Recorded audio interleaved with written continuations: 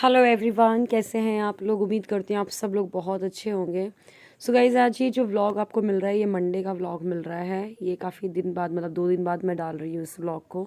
सुबह सुबह नन्नू के लिए मैं टिफ़िन के लिए पनीर का पराठा बना रही हूँ। तो पनीर का मसाला ज़्यादा था तो एक्स्ट्रा पराठे बना दिए हैं मैंने।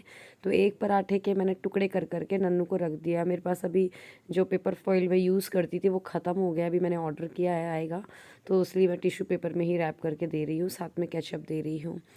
तो बस आज की शुरुआत भी वैसी हुई जैसा हर एक दिन स्टार्ट होता है। उठते साथ ही नन्नू का टिफ़िन, नन्नू को नहलाना धुलाना, उसको तैयार करना, और सिद्धि का भी साथ में ही उठ जाना। सिद्धि की बहुत गंदी आदत है यार, वो 6:30 से 7 बजे के बीच में उठ जाती है। कई बार तो वो 5:45 हमसे पहले भी उठ जाती है। तो उसमें क्या है ना, एक जने सिद्धि को पकड़ने वाला चाहिए होता है।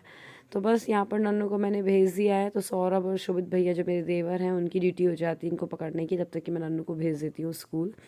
फिर बस उसके बाद मैंने सारे घर वर को क्लीन किया। मेरी सुबह की आदत है कि मैं ये ब्लैंकेट व्लैंकेट तह बना करके नन्नू को स्कूल भेजने के बाद झाड़ू लगाती हूँ। क्योंकि सिद्धि अब छोटी हो गई है ना, तो झाड़ू लगाना बहुत ज़रूरी है, वरना वो चलती है पूरे घर पे तो कुछ उठा करके खा ना ले। तो यही डर बना रहता है, तो इसलिए बेटर है कि एक बार झाड़ू निकाल दो। फिर वैसे हमारे यहाँ काम वाली आंटी आती हैं 11 बजे, फिर एक बार शाम को, और हमारे यहाँ झाड़ू लगती थी में 3 बार तो लगती ही लगती है, फिर एक्स्ट्रा अलग है तो अगर उसके ऊपर लगी तो बस। फिर घर का काम करने के बाद मैं नहाने जाती हूँ। सीधी ना ये बस ये वाली अलमीरा को पकड़ने जाएगी, मैं बोलूँगी नो नो तो हंसेगी। No no, don't go there, no. अब वो वाली कबर्ड क्या है, ये ऐसे एकदम से ओपन हो जाती है, तो वो डर लगता है उसके हैंडल पकड़ के वो खड़ी होगी इसको, और ये कहीं पलट ना आए। एक दिन तो बची गई थी। तो या तो मुझे यहाँ पर टिक टिक के बैठना होता है, या तो फिर मुझे इसको उठाना ही पड़ता है। यहाँ बेड में रख ही नहीं सकती मैं सिद्धि को। आज ना सौरभ लोग को थोड़ा सा जल्दी जाना था तो मैं नहाने नहीं जा पाई। मैंने बोला चलो पहले ब्रेकफास्ट बना देते हैं, फिर उसके बाद लंच बनाने के पहले मैं नहा लूँगी, मतलब ब्रेकफास्ट बना के नहा लूँगी। तो बस जल्दी से दलिया फ्राई कर दी है। फिर मैंने चलो यार लंच की भी तैयारी कर ही लेते हैं। तो मैंने यहाँ पर प्याज काट दिया जल्दी से, और लहसुन काट ली, और हरी मिर्च। मैं बनाने वाली हूँ परोड़ा की सब्ज़ी। कई जगह पे ककोड़ा वकोड़ा पता नहीं क्या क्या बोलते हैं, मुझे आपने पिछले साल के व्लॉग में बताया था शायद, क्योंकि मैं इसकी रेसिपी पहले भी शेयर की है। जैसे बहुत सारी प्याज डालते हैं और बहुत मतलब थोड़ा ज़्यादा ऑयल में बनती है। ये होते हैं परोड़ा, ऐसे गोल गोल आते हैं। बस कुछ दिन के लिए ही होते हैं, बारिश के सीज़न में आते हैं।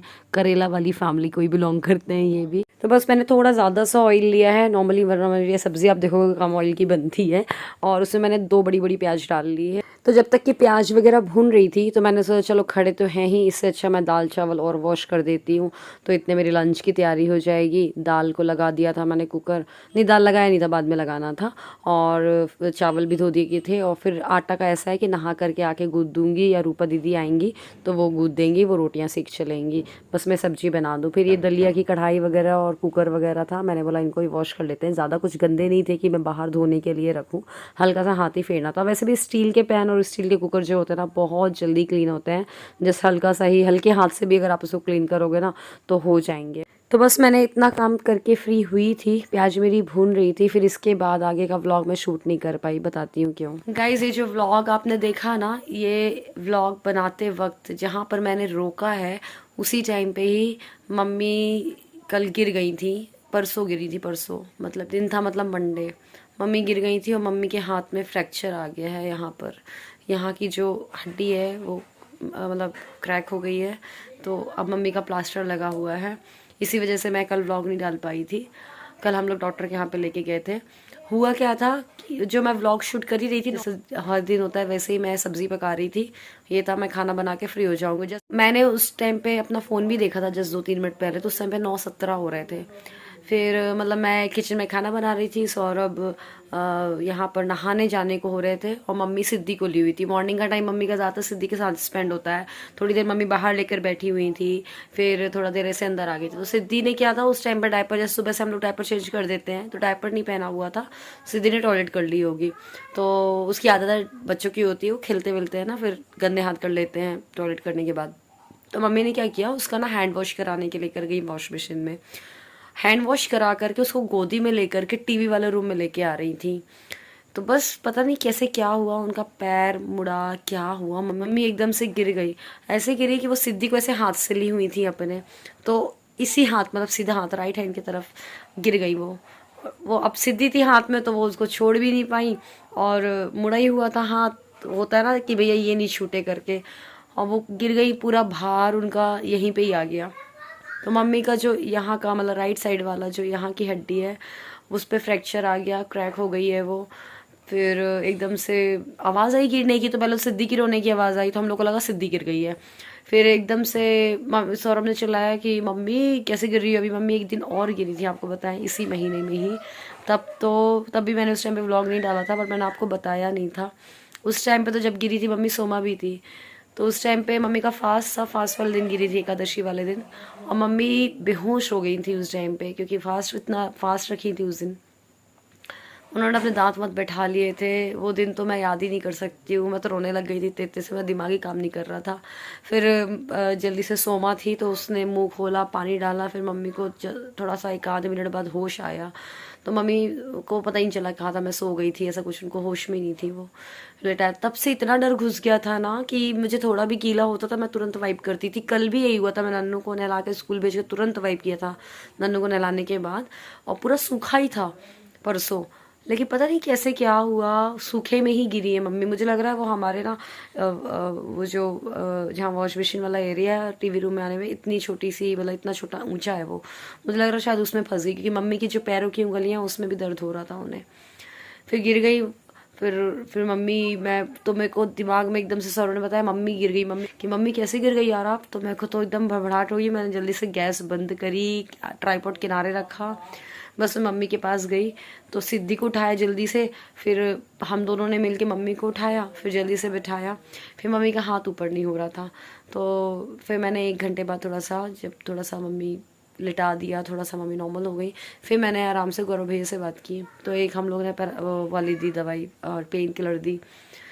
फिर ये मुझे ये था कि एक्सरे करा लो, एक्सरे करा लो। मैंने बार बार मम्मी को बोला चलो एक्सरे करा लेते हैं, क्योंकि ये चीज़ें ऐसी हैं, अंदर क्या हो रहा है पता नहीं। क्योंकि चंदिया वाली मम्मी का भी देखो ना, सीटी स्कैन जब हुआ था तब पता चला था कि क्या है एक्चुअल प्रॉब्लम, पहले तो उनका एक्सरे में भी नहीं आया था। तो वही चीज़ घुसी हुई थी। मम्मी ने बोला कुछ नहीं, सही हो जाएगा, क्योंकि अभी जब पहले गिरी थी मम्मी तब उनके बैक में पेन हुआ था, फिर वो सही हो गया था, थैंक गॉड, उसमें ठीक था। फिर ये परसों जिस दिन गिरी मम्मी मंडे, तो उस दिन हमने पेन किलर दिया गौरव भैया से पूछ के, दिन में 2 बार। तो दर्द तो था, लेकिन पेन किलर की वजह से ठीक था, पर था दर्द, लेकिन फिर भी मम्मी अपना हाथ ऊपर नहीं कर पा रही थी।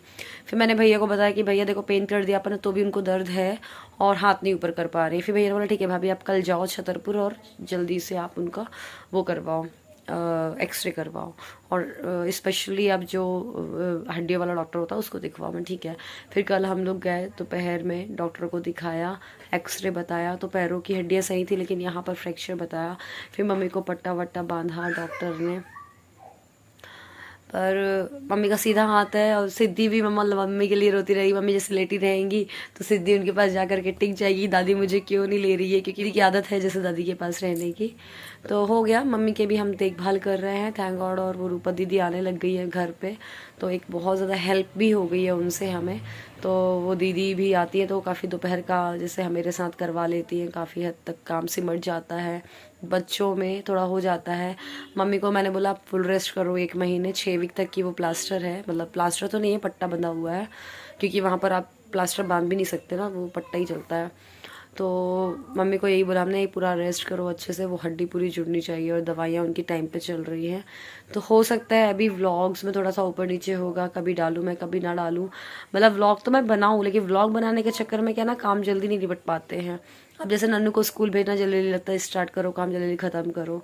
अब कई चीज़ें जैसे मम्मी करती थी, पूजा करती थी मम्मी, सुबह का कुछ कुछ काम कर लेती थी मम्मी, कहने के लिए कि अब वो सारी चीज़ें मुझे ही करनी है जैसे, तो इसलिए तो हो सकता है मतलब व्लॉग आपको मिलेंगे, बट हो सकता है थोड़ा सा लेट मिले, या आगे पीछे टाइमिंग्स चेंज हो, या फिर थोड़ा सा हो सकता है डिले भी हो, या 1 दिन का गैप भी हो, 2 दिन का गैप हो जाए। खैर एकदम से समस्या आ जाती, पर मैं ये भगवान का शुक्रिया अदा कर रही हूँ कि थैंक गॉड वो ऐसी चीज़ है कि चलो सही हो जाएगी, और कुछ मेजर नहीं हुआ, हुआ तो है गलत, लेकिन ठीक है, जल्दी से सही हो जाए मम्मी, तो सब कुछ सही हो जाए। घर में अगर एक इंसान की तबीयत अच्छी नहीं होती है ना, तो बड़ा मन वो हो जाता है। अभी पिछले हफ्ते मेरी तबीयत खराब थी, फिर मम्मी को भी बुखार आ गया था, मतलब मैं देख रही हूँ मम्मी की 1 महीने से दवाइयाँ चली रही हैं, कुछ ना कुछ की, कुछ ना कुछ की। 1 हफ्ते फीवर की चली, उसके पहले मम्मी गिर गई थी, उसकी दवाइयाँ चल रही थी, अभी फिर से गिर गई, तो ये फिर से अभी 10-15 दिन की दवाइयाँ तो है ही सही। तो डॉक्टर ने हमें भी 10 दिन बाद बुलाया है कि कैसे क्या है, वापस एक्सरे कराएंगे, देखेंगे। तो बस भगवान से प्रेयर करिएगा मम्मी जल्दी ठीक हो जाए और जल्दी से अच्छी हो जाए। चलिए आज इस व्लॉग को ख़त्म कर रही हूँ। मैंने सोचा जल्दी से आपको अपडेट दे दूँ, वरना गायब हो जाती हूँ, फिर कई लोग बोलते हैं कहाँ गायब हो गए। आपको भी अपडेट देना ज़रूरी है, कई लोग वेट करते रहते हैं। चलिए मिलते हैं अगले व्लॉग में। Bye bye. ध्यान रखिएगा अपना, सब लोग अपना अपना ध्यान रखिएगा।